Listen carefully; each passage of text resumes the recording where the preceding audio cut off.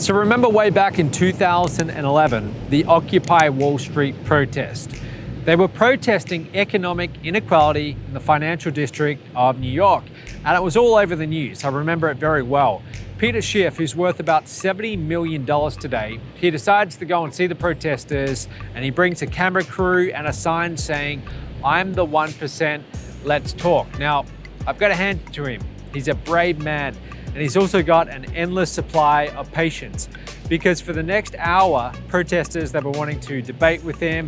Some of them had a lot more aggression than others, and they wanted to tell him how he was greedy, how he should share his money with the other 99%. And it was very fascinating. Here's some highlights. All right, this is Peter Schiff, and I've come down here to Occupy Wall Street to represent the 1% and see if I can have a dialogue with the other 99%, maybe see if we can find some common ground, and maybe I can help educate the people to direct their protests to the more appropriate source, because it's my opinion that they shouldn't be here occupying Wall Street. They should be in Washington occupying Pennsylvania Avenue. They should be protesting in front of the White House, in front of the Federal Reserve, in front of Congress, in front of the Supreme Court. I understand that you're very educated about economics. But the thing is that you were saying that people pursue money because they like what they can buy with the money. What about like the kind of people that, and the only aspect of person of that I know is that people that like collect a lot of money and then they like store it under their bed and then they die. But no one does that. Money that's saved isn't stored. The only way you can make your money grow, if you want to grow your money, you have to make it available. You have to invest it. You want to go back there. Look, we don't want to go back there. I'm telling you, there's more economic freedom. There was more economic freedom. Yes, but a what lot about more. social freedom and social justice? Well, what do you consider social justice? Discouraged millionaires from paying themselves huge bonuses. They reinvested it back in their companies. They created jobs for the workers, and instead they sit on their cash now, and they let the rest of us drown in debt, and then sit on the street and go homeless, and it's ridiculous. Now, a lot of these protesters, they meant well, but most were somewhat ignorant. They believed that the richest 1% were their enemy. They believed that they got there, all of them, through nefarious methods and out of pure greed. And what they failed to understand is that many, not all, but many of the 1% have done more for the 99% than anyone else alive, especially the government.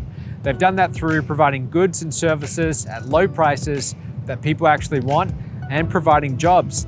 There's this funny scene midway through where this lady, who's also a business owner, she's trying to give Peter a hard time about him not hiring enough people given his level of wealth. Take a look. If you raise my taxes, maybe I'll just decide to sell my business and fire 150 people. Why should I work for free? You've got 20,000 clients. You're doing much better than anyone else here. But why should I?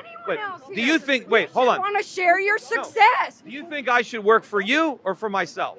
Well, I'm like you. I'm an entrepreneur. I want you to work for yourself. Right, but if the government...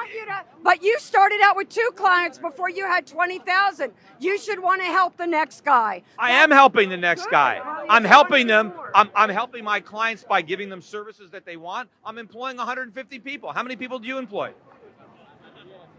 I'm in the mortgage business. I wish I employed 150 people. Well, let's stop. Well, go do it. The problem is I'm doing it. I'm doing my share. Why aren't you doing yours? Now, many of these protesters believe that we should take all the money away from the richest 1% and we should divide it up among the other 99%. And then everyone would have their fair share and everything would be all right. It doesn't quite work like that. You could take everything away from the 1%, all of it, all their money, every single asset that they own. Give them enough time and they'll get it all back. And that's a good thing. Because in the process, they're going to hire a lot of people. They're going to create a lot of jobs. They're going to stimulate the economy, pay a lot of tax, and create goods and services that people actually want and need at affordable prices. Otherwise, they won't get rich. If they don't offer all those things, the market won't reward them. So they shouldn't be vilified, but often they are. Now look, I'm not saying that some form of income redistribution isn't necessary. It is, and none of us like paying taxes, but we all understand why they must be paid. But this idea of total income redistribution from the 1%, it's a stupid idea, and it seeks to punish the very people who make things happen which benefit the majority. That's my opinion at least. Now, I would love to hear what you think in the comments. So let me know if you agree or if you don't agree. and why. Okay, so that's it for today, and I'll see you tomorrow.